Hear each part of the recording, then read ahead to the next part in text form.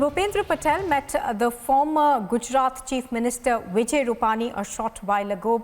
Patel is all set to be sworn in as the new Gujarat Chief Minister today.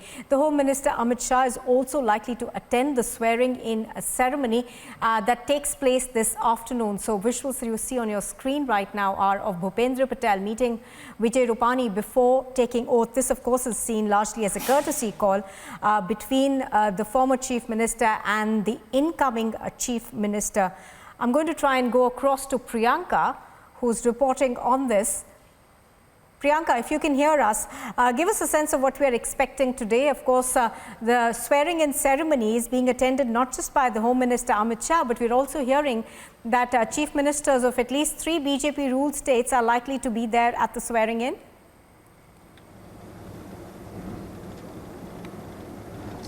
Well, yes, today we will see in the afternoon at 2:30 p.m. is when the Chief Minister-elect Bhupendra Patel is going to be sworn in as the new Chief Minister for the government of Gujarat. In fact, just a few minutes now, he had a meeting with the former Chief Minister Vijay Rupani, and they both had discussion over the administrative issues for the state.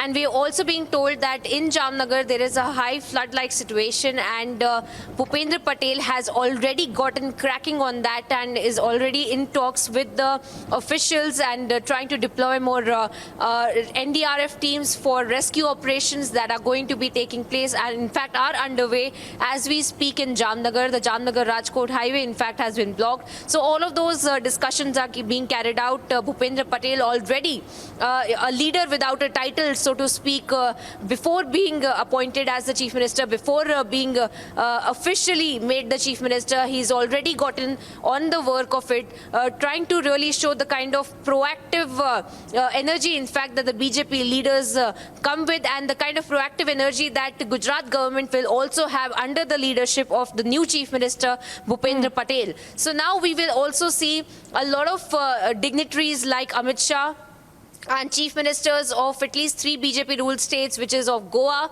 Madhya Pradesh and Karnataka. We're being told that the chief ministers will be coming in and around the time that Amit Shah will be landing at around 12:30. And from there itself, Bhupendra Patel, we're being told, will be riding with Amit Shah in the same car.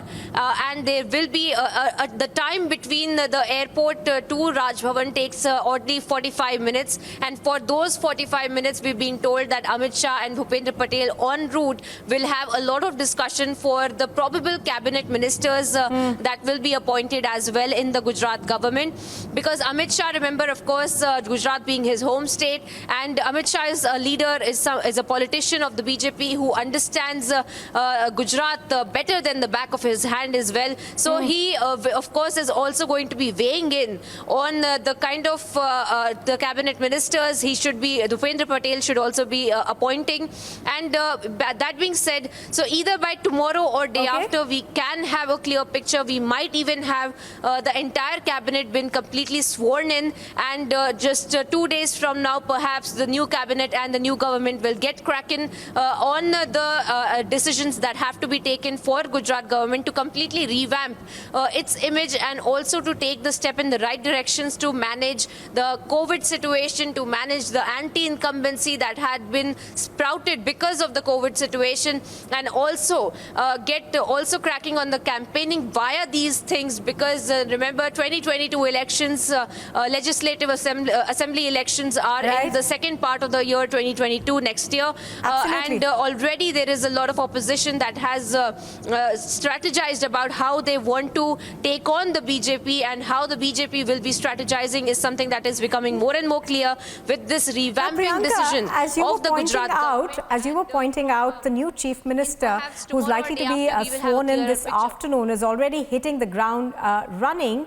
Over there taking stock of the situation as it emerges. But apart from that, give us a sense of what we are expecting in terms of the new cabinet.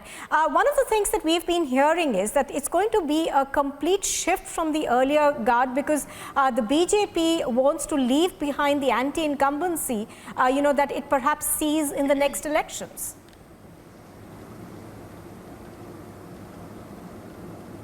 And rightfully so, Nupur, because we have been hearing these statements by the BJP ministers saying that they do need fresher faces and younger faces. But of course, let us look at the optics of it, and also the issues that the BJP is facing right now is that of anti-incumbency. The chatter that we see here in the power corridors of Gandhinagar, in the cadre of the BJP, and also with the civilians and the normal people of Gujarat, they believe that if the elections were to be taking place tomorrow, the BJP has a huge chance of losing these elections in Gujarat.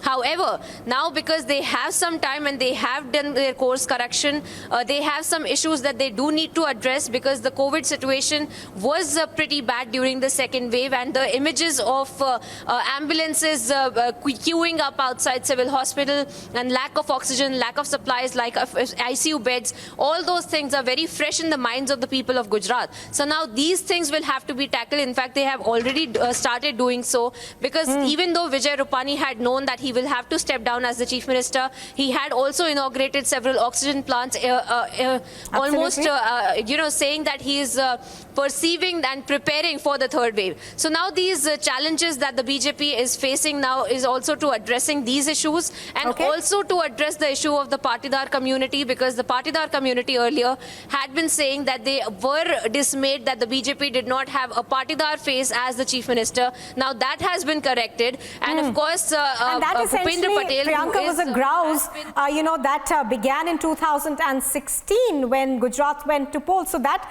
historic wrong perhaps being corrected with the new appointment of the chief minister. For the moment, Priyanka, thank you for joining us.